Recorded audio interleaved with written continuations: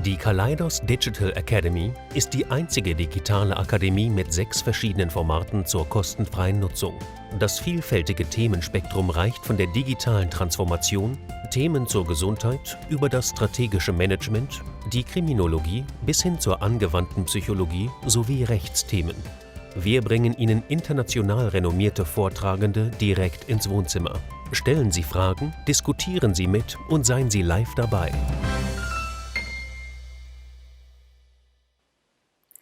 Willkommen allerseits zum heutigen CEO-Talk der Kalaidos Digital Academy. Mein Name ist Philippa Dengler und als ehemalige Studentin der Kalaidos weiß ich zu schätzen, dass die Kalaidos immer Wert darauf legt, Theorie mit der Praxis zu verbinden. Deswegen ist es mir eine Ehre, diesen Talk mit der CEO von Logitech, Bracken Darrell, heute zu führen. Wir lesen momentan überall, dass es trotz Social Distancing wichtig ist, miteinander eng verbunden zu bleiben. Nur wie sieht das in Wirklichkeit aus? Und welche Auswirkungen wird die Krise auf Leadership und Zusammenarbeit in der Zukunft haben? Der Talk heute findet auf Englisch statt, aber ihr könnt die ganze Zeit eure Fragen auf Deutsch oder auf Englisch im Chat stellen und wir werden versuchen, diese im Gespräch zu integrieren. Bitte bleib auf Stumm während dem Gespräch, damit wir alle durchgehend Bracken gut hören und sehen können. Vielen Dank. So, it's my real pleasure to welcome Bracken Darrell to this Kalaidos Digital Academy CEO Talk. Good morning, Bracken. Thanks for taking. Hello, Philippa. It's so nice to be here. Bracken has held. Absolutely, you're dialing in from California, right? I am dialing. I'm here from California. I'm zooming in. Zooming in, exactly. So Bracken has held executive leadership roles in Procter & Gamble, in Whirlpool, in GE. In fact, I noticed that you and I were both at GE at the same time at the end of the 90s. Okay. And in 2013, Bracken took on the role of CEO of Logitech and has since then partnered with his management team to reinvigorate the company, turn it around, massively increase the market value and its readiness for the future. So I'm looking forward to hearing more about that later on. But let's start with Corona. I just mentioned in the German introduction that lots of advice is being shared in the press and in social media about being socially connected and adapting our leadership style whilst we physically distance ourselves. But it's a real treat to have somebody like you who really knows what they're talking about, talk about it based on practical and real life leadership experience. Logitech has employees in Asia Pacific and Europe and North America. And I wonder, as the virus spreads slowly but surely from east to west, what the impact on Logitech has been on its employees and also how your personal reaction to the virus is evolving. Well, so there's a lot in that. So first, I would say, the coronavirus impact for the world is so serious and so scary that I think all of us have had a whole series of reactions, starting from, what is this? Is this like SARS or bird flu, all the way to, oh my God, this is so far beyond anything we've seen before. And so I've had the same reactions personally. In terms of impact on our company, we're super global, so we're absolutely everywhere. We have our second largest country for sales is China. We manufacture the vast majority of what we make in China. So we saw the impact on our supply chain very early, and we've had to make adjustments for that. And then we started to see the work from home or the shelter-in-place guidelines unfold first in Asia and then here.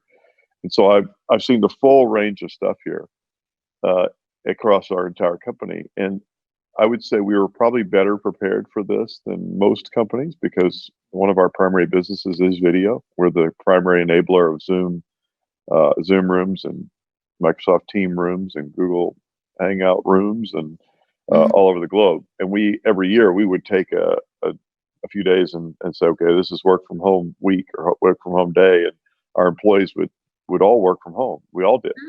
And so we were more ready than most. And so it's gone actually quite smoothly internally. But I would say there's still things we're learning. And it's been an exciting, even as scary and as horrible as coronavirus is for so many of us and the scary impact on the world, it's also had a flip side, which is really exciting and change oriented and fun. And so I'm sure we'll get a chance to talk more about that. Oh, absolutely. Thank you very much. And how are you staying connected personally to your team during this time? Well, as you would expect, I mean, my number one rule of thumb is I use video. I use almost no audio. So I think any of those companies or people out there who are still, picking up their phone and making calls, I would try to drop that and move to video, because you really take for granted the little interactions you have on a daily basis and how meaningful they are to bump into somebody. Well, with that gone, video is the way to go. So video all the time. That's number one. The second one is I have a lot more formal meetings than I had before. In the past, I would schedule about half my day and unschedule, but impromptu plan the other half. And I say plan because I always had a plan to kind of run into people and go to lunch with people, and those are gone now. So my scheduling now has gotten a little more severe. And so I'd say number two is schedule more. And number three is schedule less, which is schedule less time, because you will fill the time. You'll fill the time no matter what you do. So don't plan to schedule long meetings, schedule short meetings, and make those meetings as informal as you can. Don't worry. So we'll stop there. So and then the fourth one is make it fun. Because the problem with this is it becomes very much one formula. You don't go to different rooms. You don't go to different people. You don't go anywhere. You're sitting in your place with the person or people on the other side. So let it be fun. If your dog ends up in the camera, it's okay. I mean, I read people saying it's not professional. That's BS. I mean, just have fun. If your kids end up on some of your meetings, it's great. Of course, there's a point of distraction, and you probably want to avoid that. But let it be fun, because this is already so awkward and stiff. You might as well laugh it off and then get on with your meetings. So those are some of the things I'm doing. I'm scheduling a little more. I'm shortening my meetings. I'm making sure that they're fun, and trying to laugh a little more than usual because it's a serious time. And then I am doing a lot of little tiny micro meetings where somebody will ping me on WhatsApp or WeChat or one of the many messaging apps. I'll say, hey, let's just jump on Zoom for a second. And it gives you a little bit of that feeling of a moment, a bump into in the hallway. Absolutely. Yeah. And I think the boundary between professional life and private life gets so thin, doesn't it? When we're all working from home and we're all available on the camera. And I mean, my kids have kindly gone out for a walk with their dad at the moment, so it's peace and quiet, but otherwise it could be more fun as well. Yeah.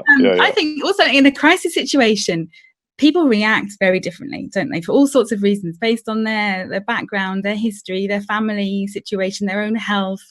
And it's really a real challenge, I think, for leaders to deal with it in an inclusively diverse way that really kind of lets people react in different ways. Can you share any of some of the challenges and opportunities that you've seen? To the range of the ways people react to this? Yeah, to still making sure that it's not my way is the right way to deal with this crisis, but that people are allowed to have a diverse kind of range of reactions. Yeah, it's really interesting. I've been on lots of calls just in the last 3 or 4 days, 3 days last week, and then today too, actually already. Calls with various CEOs and design leaders and things, and I am really struck by how wide a range. I'd say you've got on one of the spectrum, you've got some people who are really down. They're really down from this. I mean, they're either super social normally, or their role or job or business is really in jeopardy, and they're taking it hard, and they're down. And I'd say bordering already on depressed, or maybe they are depressed. On the other end of the spectrum, you've got people who are just see this as a massive opportunity, and there's so much change potential and so many new potentials opening up. I think so. There is a very wide range of people. I think the most important thing is to realize that there is that range, and not to lose sight of either end of that spectrum, because I am a very optimistic person. If I get on and I'm just and I don't even acknowledge the downside of this, the person sitting in the audience and then I start talking about the positives of what could be done here. You really run the risk of alienating people and making them feel worse. because they feel guilty that they're not, seeing the bright side as much. They're seeing the downside. It's a dark period. I mean, it's a really dark period. I mean, we all know it. We will get through it, but it's a dark period. And if you don't acknowledge that in your employee communications and in the broader communications you might have, again, you run the risk of disconnecting from people. And Yeah. so I think we just try to make sure that we're aware of that across our company. Yeah. No, that's good. That's great. And you mentioned Why don't you- before that. Sorry. Yeah, I'll just jump in. You ask, what are the ways we stay connected within the company? I've seen a very wide range of things people are doing, and you have to decide where you sit on that spectrum for your team or the people you work with, or if you do happen to run a company. I know one CEO has a daily 15-minute call with the entire company, 4,000 employees. It's almost like a radio show, and sometimes has guests on. And now he's a very entertaining guy. He's fun to listen to, and I think he enjoys it as much as, or maybe more than anybody listening. On the other end of the spectrum, there are probably people who aren't doing nearly enough. They're trying to communicate the old-fashioned way, which is we've got a quarterly call or a monthly call or something. I've settled in on about it once a week with all employees. So I put out we're on very different time zones. So I put out an asynchronous video where I just talk for, it's been as much as 25, 30 minutes, as little as 5. And I do invite guests to, like last week I had my head of, we call people and culture, HR, come on. And we really just had a discussion around the moment. But, I think you got to find the right level for you and then pulse and get a lot of feedback. We also pulsed in a survey our employees to find out what's on their minds. It might not surprise you. The number one concern was, will I be laid off? Will I have a job in a month or 2 or 3? And so they were looking for reassurance. And so there's, I think you got to find your rhythm and then make sure your content is right. And you don't have to do a big survey to do that, which we did. You can do a really micro survey by asking directly a few people. Sounds good. You mentioned earlier in the call that very early on in the crisis, you noticed supply chain changes. What changes have you seen also with interactions with your customers and suppliers? Well, I'd say with our suppliers, it was very dramatic because we were immediately shut down in our factories in China as we headed into Chinese New Year, which was the end of January. I had just been there. I'd been in China January. I came back on January 14th, and 2 days later they said, if you've been in China in the last, they said, at January 30th, I think it was, or 28th, 29th. They said, if you've been in China within the last 2 weeks, you need to do a 14-day quarantine. Well, I just missed the cutoff date. So I started to see this thing blooming then, but of course, none of us knew the gravity of it. Now, our supply chain was completely closed for 3 weeks. So we had zero production, which for a company that sells 140 million things a year, that's a lot of lost production. Yeah. and then all the supply chains for all the people who supported us with components were shut down for 3 weeks.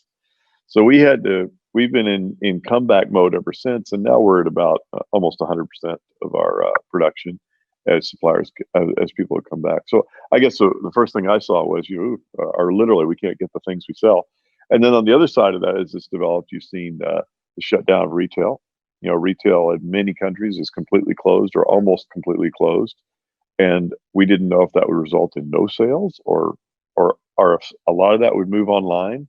Naturally, a lot of it has moved online. So we've seen the spectrum from the supply side all the way to the demand side, to the buy side. And I don't know what the new normal will be when we come out of this, but I imagine it'll be a lot more online and we'll have a lot more flexibility in the way we supply. Yeah, I think that's an interesting point as well, because for me, Corona is kind of highlighting a lot of underlying problems in our society, and we could talk all day about that, so we probably shouldn't. But one of the things that has been kind of made aware for me is the digital divide.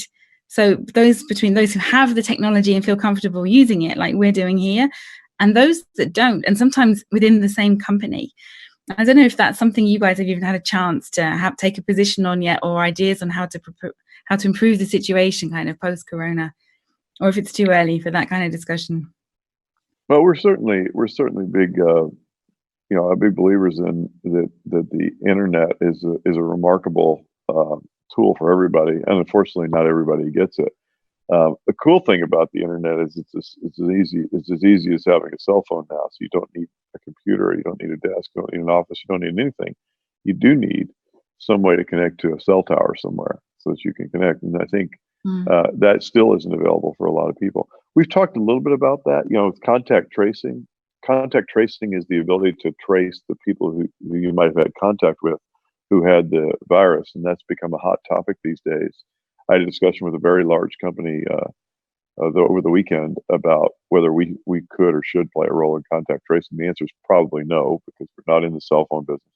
But I wanted to see if there's something we could do to help. And one of the things that struck me was, contact tracing using a phone. There's a Google Apple solution now. There are other solutions in China.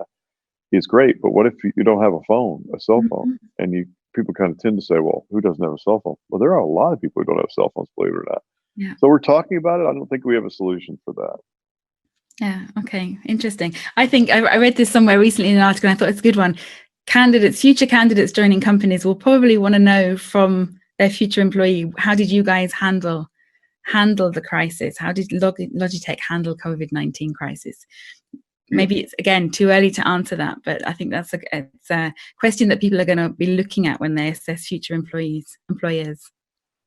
Well, I think the impact on the world is going to be so dramatic. I'm sure we'll come back to that. I think here's what I hope that one day we'll be able to say, whether people knew it before they interviewed with us or not. I hope that we'll be able to say, I wrote a blog about this, but we hit the brakes right as it started.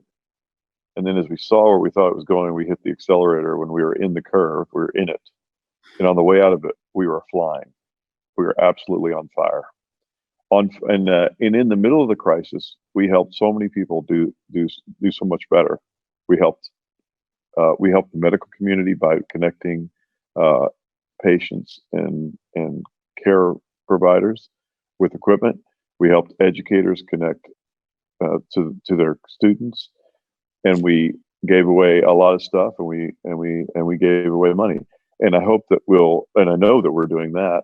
I hope that on the other side of this, our business will actually come out stronger, because we didn't kind of close up shop and kind of get in the corner and worry. We played offense, and we figured out what are all the things that are going to be different. We made a few bets coming out of the crisis, and most of them or some of them worked. And that's the reason this company you're interviewing with today is doing so well. Mm-hmm. That's what I hope happens. Very good. Very nice. Yeah. Just before we move on to talk about your leadership role at Logitech over the past few years, I just want to remind everybody, if you want to ask Bracken a question directly, just type it into chat, either in English or in German, and we'll try and integrate it into the conversation. So please feel free to use chat. So let's talk about your role at Logitech over the past few years. Firstly, I'm interested, what made you decide to join Logitech in the first place, and then what are your key learnings from the initial years of turnaround? Well, I came to Logitech because I was always about a long time ago, I ran a business called Braun, which many of your viewers here would know. The shavers and epilators and coffee makers, and that business was really a design company. It was built off of Dieter Rams' vision for design, his principles of design. And I discovered there that I thought, wow, design is really the way to reinvent the world, and I want to be involved in it. And so when Logitech or the recruiter reached out to me from Logitech, I thought, this is a place where they already do design, but they don't have any designers. They already understand the power of design, but it could be so much more powerful. The second thing I wanted to be part of a company that serially could enter more and more new spaces, that we would have an unrestricted access. I'd had this desire to do that for a while. I'm a very curious person, and I'm not ambitious for myself, but ambitious for the impact that the people I work with can make. So I wanted to be in a position where we could really go after more and more new things, new spaces.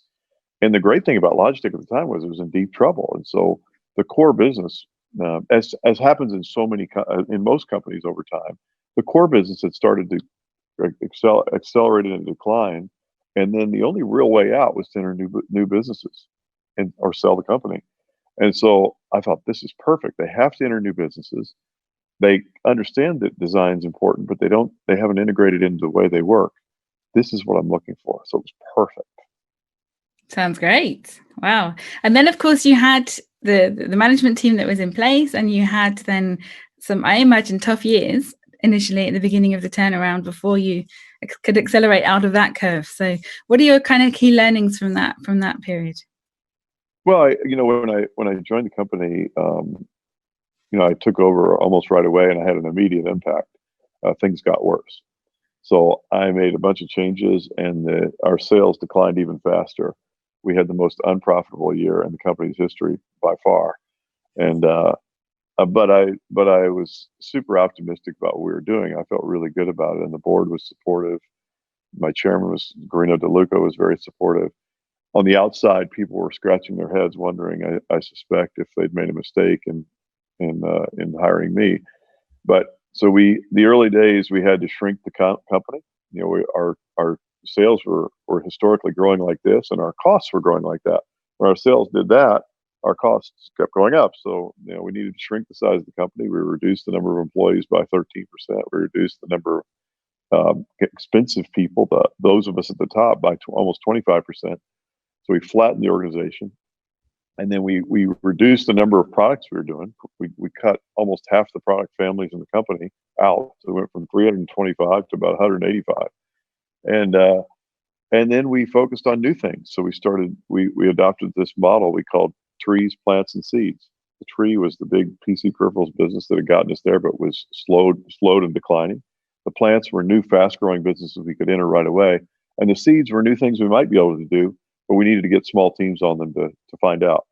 And so we adopted that model, and it took a couple of years of pruning and feeding to get to the point where the business really started to go. And I would say, you asked me what things did I learn? I think a couple of things. One is, it's really exciting to have new things happening in the company, and people are usually looking for decisions. So don't hesitate to make them. Especially if you're in a turnaround, make them, be bold. Don't be afraid to make mistakes, but make decisions. You don't sit on them. The second one is, there's only one way that a company survives. There's one way to kill a company, which is don't grow. Companies are pretty robust, but if they don't grow, they die. So you need to focus on growth. Even in the worst of times, you need to be thinking, okay, I'm going to cut all this cost maybe, but how am I going to grow? So I'd say we were smart in the early days to really focus on growth super early, even while other people were looking for us to focus on cost. And the growth took time, but it did finally come. And that's the reason why we've had the success we've had ever since, 8 years later. That's the second one. Third one is, if anybody who knows me would expect me to say this, I'm a big advocate for design.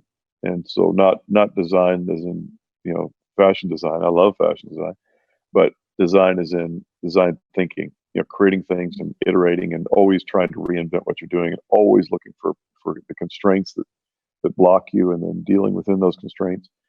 Design and design thinking are the answer for almost anybody, any individual, any company.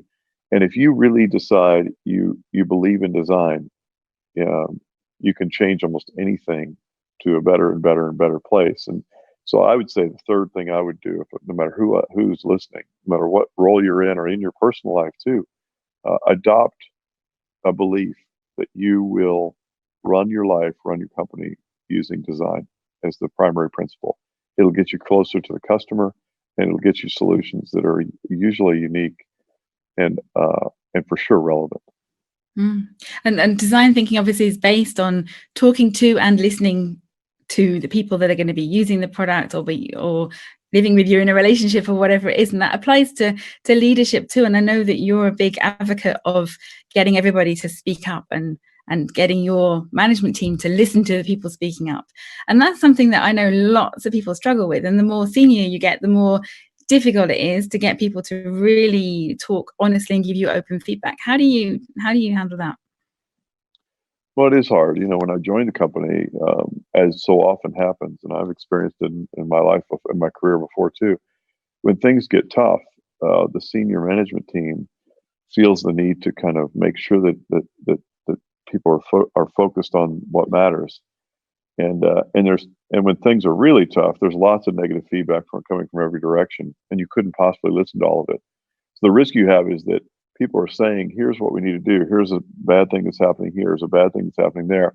And eventually the appearance is that, and maybe the reality is that the senior management team, especially the CEO, stops listening. Mhm. And that's the kiss of death, because when people believe you're not listening anymore, they stop speaking up. And when they stop speaking up, then you're really flying blind, because you don't know what the problems are. You can't possibly know them all. So that's exactly what I faced when I came in, and I adopted one value, one principle, which was speak up. That's the only one I had for a year. I said, I want everybody to speak up. And everywhere I'd go, I'd always open the discussion with, tell me what's not working. Tell me what's broken here. I still do that. And people are, if you start with the discussion saying, tell me what's not working and tell me what's broken. What do we need to fix? It's amazing how much you get better in touch with what the problems are. And then people are quite comfortable telling you what they are, because they know you want to hear it. The second thing I do, which is probably more appropriate for an ongoing business, is I find the most useful people in terms of finding things that you might miss otherwise if you've been here for a while, is to get to new people. Mhm. New people who join your company, they come in the door with no biases. I always say, if you ask them what color the carpet is underneath my feet in our first floor lobby, I can't tell you, because it's been there for so long, I no longer notice it.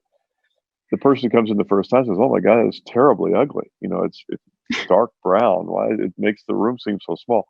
So what I do is I meet with every new employee, and usually in small groups, and then I ask them to send me a note within the first 30, 60, 90 days and tell me can be one thing, can be 20 things that if they were me, they would fix or change. Can be strategy. You should get into healthcare. Can be the color of the walls are too bright and they're irritating to me. It can be anything. And then I get these letters, these emails, and some of them we decide right away and we just adopt, and others they stimulate thinking and they drive change later. Those are a couple things. Yeah, because I know that's something that a lot of executives worry about. If I do that, if I ask people to speak up and tell me what's wrong, they're going to tell me, and then they expect me to do something, and I don't even want to do something about all of it. So that's like a difficult balance, isn't it? Well, what I say when I meet with people one in the small groups when they're joining, I say this. I always say, I have a favor to ask of you. And I say, would you please, write me this letter 30, 60 to 90 days in? And most people do. And I say, and I have one promise, which is you will never hear back from me, because I get too many of these letters. And I apologize in advance. It is not going to happen. But it doesn't mean it didn't read it. It doesn't mean it's not important. I can't possibly get back to you on everything, and certainly couldn't get back to you to tell you whether we're going to do it or not, or why we didn't. But I promise you, I'm looking at it and I'm showing it to my management team. We're talking about it. And if we need to do something about it. And that's the best I can do. Because that's honest, right? That's good. It's honest, at least. When I was doing some research about you, I read that you said somewhere, if you treat people like volunteers, you're much better off. And that really resonated with me because of some research that I've been doing. But I'd like kind of to switch now to talking about your leadership principles, and that sounds like it might be one of them.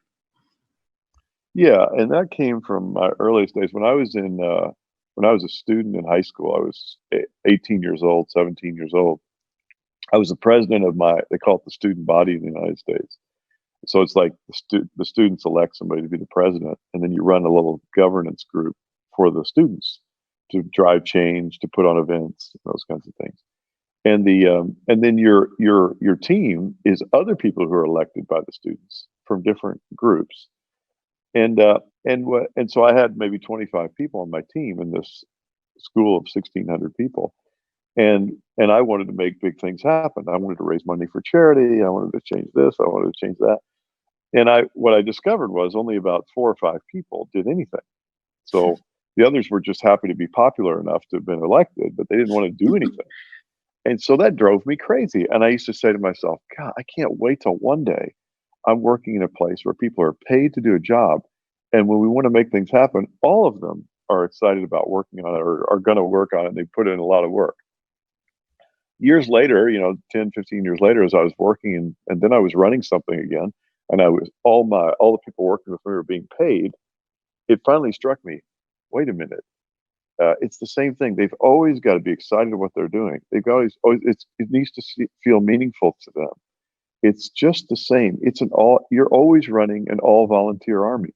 You just don't realize it when you're working. And so if you say to yourself, this is let's assume they're all volunteers. How do I inspire them to do what I want to do? How do I convince them that it's worth doing?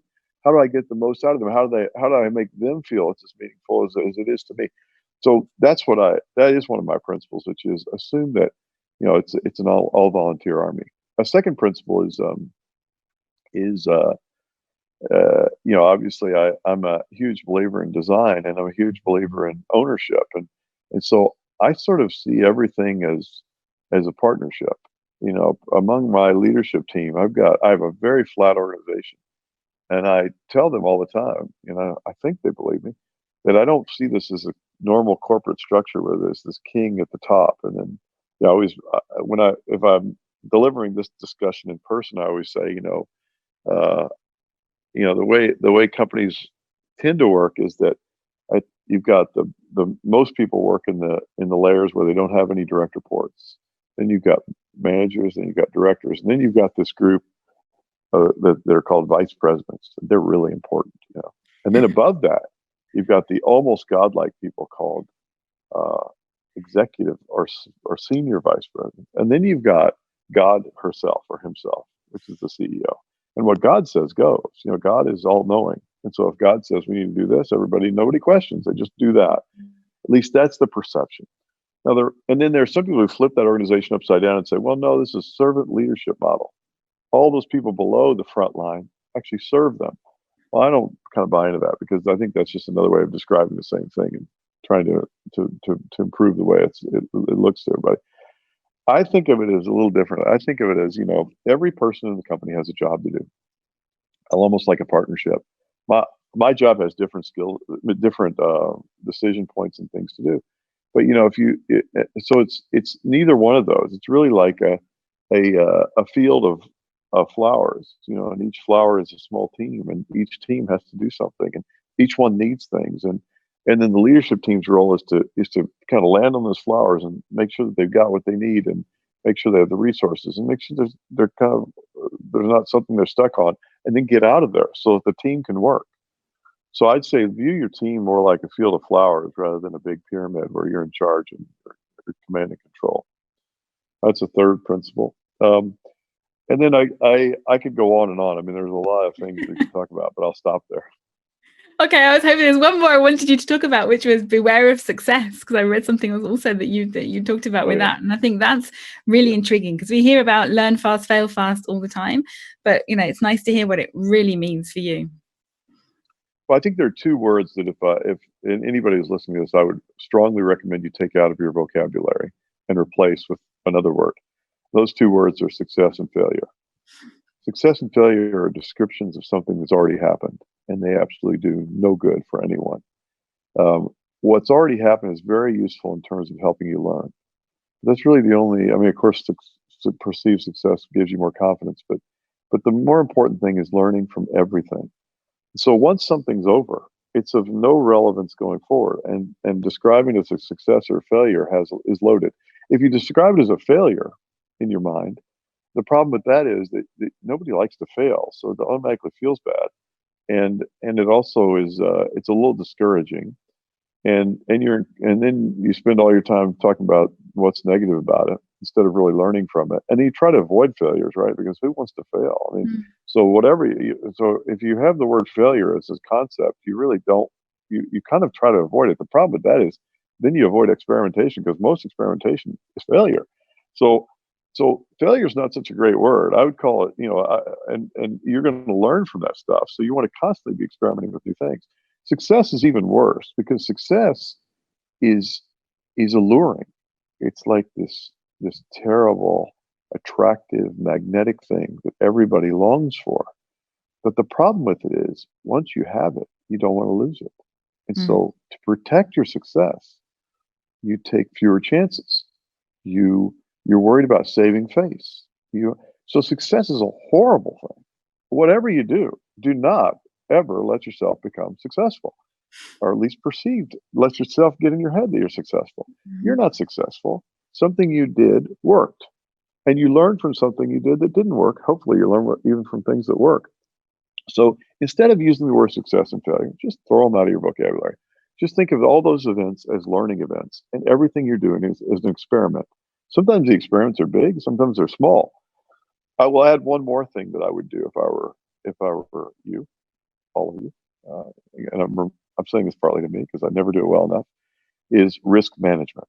It's the most boring term I could bring up. Although in Switzerland there are a lot of insurance companies, so maybe this is more acceptable. A lot of people start to fall asleep at this point when I bring it up. Risk management is super critical because risk management enables you to fail. If you do good risk management, your mistakes won't kill you. They won't even damage you very much. So risk management is trying to think of what could go wrong and then protecting yourself against it as much as you can. And then you can literally learn from things, and the downsides don't hurt you that bad. And you have a whole career and a life of learning and growing. And that's what it's all about. Oh, so, I mean, it sounds great. It also sounds like, if I was in your management team, really hard to execute. Like when you have performance reviews with employees and stuff, how do your leaders actually cope with that in real life? But we don't have performance reviews. We're always trying to learn. So everybody should be trying to learn. And it's I have a meeting every 3 months. I have a meeting with each of my direct reports, each part of the business, each of my partners. And what they do is they come in, it's called a quarterly business analysis. That's a sexy name, right? Quarterly business analysis. Yeah, it's catchy. Cuba. And so in those Cuba, the only folks at that meeting is looking back and saying, what did we learn? So it's all about what we learned. And so they come in and there are numbers involved, but for the most part, it's what initiatives we do, what worked, what didn't work, what are we going to do differently? So I think it's you know what, I can talk a really good game, but the truth is it is hard. It's hard to be in constant learning mode, but it's a lot easier to be if your boss or the person who's in charge says it's perfectly okay for things not to work. They're not going to work all the time. In fact, most things are not going to work. In fact, if everything you're doing is working, your scope is probably too small, and you're probably not taking enough risk. And I wonder what we left on the table. Yeah, absolutely. And looking back, of course, is one thing. And the other topic, the big topic for everybody, is future of work. Where is value? How is value going to be created in our company in the future? And what does that mean for our workforce at all different levels? What skills and qualifications are they going to need? What are you guys doing to prepare your workforce, maybe at the kind of lower levels within the organization, for the future of work? Well, things are moving so fast. You know, there's a lot of discussion around AI and STEM fields and all those things. You know, science, technology, engineering, and math. And you know, so the world is changing. It's getting faster and faster. It's always going to get faster and faster. And so, how do you prepare to be relevant in a world like that? I think the most important thing is I'll go back to the comment I made earlier, is we need all of our people and each of us to be learners. You know, it's more important to be a learner than it is to be a finance person. It's more important to be a learner than it is to be a marketer. It's just critical to be a lifelong learner and somebody who's hungry to always be building themselves, because whatever you learn today is not going to be as relevant in a few years, and maybe not relevant at all in a few years after that. So the key thing is you develop a skill set, but even more a drive to keep growing. And you know, I think when you graduate from school today, you know, I really believe that most people who are graduating from schools today, what they learned in the school the day they graduated, 5 years later, 10 years later, for most people will not be what they're doing. And so your ability to learn is the most important thing you learn in school. And it's the same thing in our jobs. Whatever you're doing today in your job is probably not what you're going to be doing in 5 years from now. So be a constant, hungry student. Yeah, I think you just answered another question that I was going to ask you, which is what advice you give to kind of middle management roles for how they can steer their own career to have a fulfilling career, and also help their teams to do the same. And I think part of the answer is what you've just said. Is there any other advice you'd give to kind of that level of the organization? Yeah, you know, I have. This is probably not just that level; it's really anybody. I stumbled fell into a process that I've used for a long time. So I didn't invent it, and I'm not sure it's right for everyone, but I think it's right for a lot of people. I was working at a big company and Procter and Gamble, and we had these amazing tools for personal development, or not for personal development, for career development. And for our businesses, we had this tool called OGSM: objectives, goals, strategies, and measures and tactics. And you would put this together for your business, and it would be a roadmap for where you go, and you could track KPIs and all that stuff. And then I'd go home at night. I had 3 tiny little children and a spouse, and I was trying to run once in a while to stay in shape, and I was not doing that very well. And I had these amazing tools at work, and then I come home and I didn't use any of them. No tools for my finances. So somewhere in there, in the early days of my career, I thought, wait a minute, this is totally screwed up.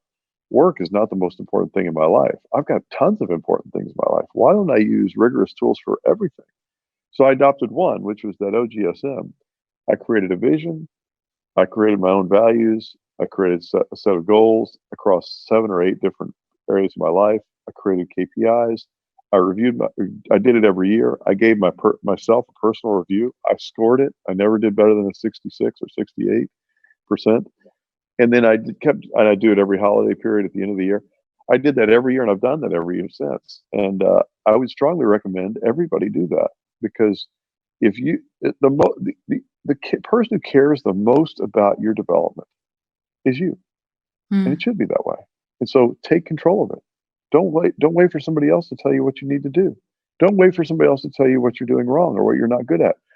For most people, you're going to be better you're going to be much better at assessing what you're good at and not good at than anybody else. Once in a while, someone will catch you in a blind spot, and boy, is that a gift. But most of the time, your blind spots. Don't pretend you don't. I know you do out there. Yeah. But just face into it. And if you do your own self-review, you'll find it, and then you can work on it. Yeah, I absolutely love that. I think that's great. Really, really good advice, because it's the whole holistic picture of who you are as well, and not just the work focus. I love it. Fantastic. We have a question. We have only one question. So although you've already touched on it, I'm going to ask you the question. Okay. And the question is, lots of companies, and you've already touched on it when you talked about the turnaround, but maybe now we look at kind of running the business as it is now. Lots of companies, when they start to needing to save, the first thing they look at is reducing headcount. So letting people go. How do you guys do that? Is that something? How do we let people go? How do we view? When you come to making savings, like, what's the first train of thought? Is it headcount is your biggest cost point, or? Well, it's a tough question, because it depends on your situation, right? When I came into Logitech 8 years ago last week, by the way, when I came in 8 years ago last week, literally one of the very first things I had to do was reduce the cost, and that included reducing headcount, but also included reducing travel, reducing air freight, reducing everything. So we had we worked across everything in the company. There are times when you just don't have a choice; you have to do that. But I'll go back to my earlier comment. The most important thing in a company is growth. It's the first, second, and third most important things in the company. There's only 2 things companies do. They either grow or die. And I hate to be so dramatic, but that is, in fact, that's the way nature works. You stop growing, it dies, Sooner or later it dies. And so now companies can go a long time without growing and not die, but they eventually die. So you've got to be focused on growth all the time. And I would say, even in the point when you're thinking about, wow, I've really got to save money. Like right now, I'm sure there are lots of companies that are facing into the COVID-19 crisis and saying, well, we've got to reduce our costs. Of course you do, if you're in this spot. But at the same time, you need to say, well, how do I protect my growth investments? In fact, how could I actually reduce my cost even further and invest more in growth? And you talked about people. It's always a trap to think that, if I let go of people and save money, it will save us. Of course, sometimes you have to save money, but what is a business really but just people? So making sure you have the right people in the right jobs is the single most important thing anybody does. Period. Mm-hmm. Period. I mean, I spend 50% of my day probably on people, maybe more. And even whether you're in the worst crisis the company's ever experienced, where suddenly you're at risk of bankruptcy, or you're on fire and you're trying to figure out how to go further. It's you have exactly one problem normally, and it's a people problem. How do I get the right people in the right jobs? Yeah. Absolutely. Thank you very much. Maybe we still have 15 minutes left, so I would encourage anybody that has any other questions to write them down. Let's hear them.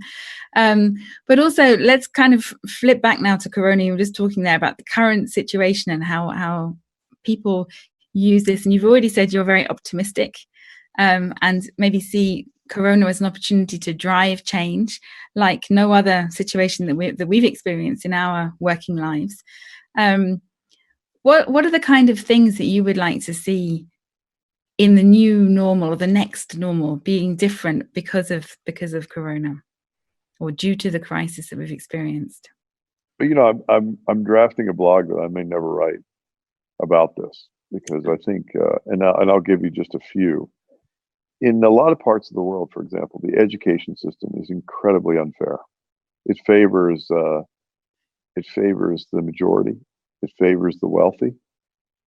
It disfavors minorities. It disfavors the people without money. And one of the reasons for that is because a lot of the ways education's funded in some countries, in the United States, for example, is it's paid from property taxes that are local.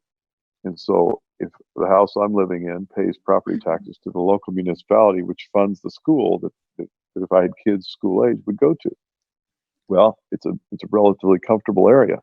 If you're in a really poor area, same thing happens. So what's that mean? That means there's less money in schools where there's less property or valuable property. There's more money in areas where there's more valuable property. So what does that mean? That means the schools that are best funded are the wealthy schools, and the worst funded are the poorer area schools. So that's just broken. We almost need to start. We do need to start over. Well, you know what we did, actually? We started over just like this. We just need to go one more step. As we went 100% to online, now like a child in inner city Chicago can go to school in my local school system here in California, because it's not about geographic location, it's about virtual location. So I think, and a year ago, I would have said, well, it's impossible to imagine a scenario where you do that. But now, in a span of 2 weeks, 100% of the students have started to be educated virtually. So the geography doesn't matter anymore. Well, let's hold on to this and start to experiment with remote education, where we let students from inner city Philadelphia go to school near Harvard. Let's start experimenting with this right now, because I think the combination of remote study and physical study is going to stay, and I hope it does. I could go through a lot of things. Another one is I'm kind of blown away by how fast the world has adapted to something that people would have said would take 20 years, or 30 years, or 50 years, which is this educated at home work, or distance medicine, your remote medicine. These two things have gone just like that. Well, what if we applied the same urgency to the environment? What if we said, we must have a solution, an alternative to plastic now? We need the whole world to turn upside down, and we're going to find a solution. It's not going to be gradual. This is not a 10-year solution. This is a 10-month or 10-day solution. I think we've proven to ourselves what a remarkably flexible species we are. Now let's apply it to what matters, like the environment, where we can make a huge difference, and we must, because we're in trouble. Mm-hmm. Absolutely. And it's amazing to see how quickly the rivers and the air is recovering in this pause. We press pause, and suddenly the Himalayas are available, are visible to people. They've never seen them in their whole lives. So it's so exciting. It does. It shows actually how quickly these things can go, which we kid ourselves. Things are going to take a long time. And I've certainly seen that with people, digitizing their processes, or suddenly jumping on Teams or Zoom for, before it's been, we can't do that. And now they're suddenly doing it. So we've had an influx of questions, which is great. Okay. Great. Let's have a look. One of them says, I'd like to ask how you see the future of leadership. You've already mentioned the flat hierarchy, but will there also be people in the future who want to and should be leading, die keine Verantwortung übernehmen, who don't want to take responsibility? Hang on. Sorry, need to quickly read that one again. Okay. Okay. In Zukunft leben, welche führen, who want to lead but can't take the responsibility. So let's Well, change it. Let's make it simple. Well, how do you see the future of leadership in the flatter hierarchy? well, I view the old world was good for a slow world. So the old world, you know, and I apologize to you IBMers out there. I'm only using you because you have a long lifespan and you used to operate this way. In the old world, they'd say there's a new field that's forming. IBM would start to hire people. Before you know it, there'd be 1,000 people working in buildings in 2 different places. And those 1,000 people would be developing the next thing that's going to happen. And then they would develop a product, then it would come to market, and then they dominate that market. And then that's the way it worked. So it's about scale, scale. I believe one piece of the future is going to be about speed and about flexibility and small teams, micro teams. I'm amazed how many times I see a team of 5 people doing what that old IBM team could do with 1,000 and doing it so fast. I'm so excited about entrepreneurship because I've probably met with 3,000 or 4,000 entrepreneurs in this job, and it just shocks me how much they do, how fast they do it, and what an advantage they have over a slow, big, well-funded group.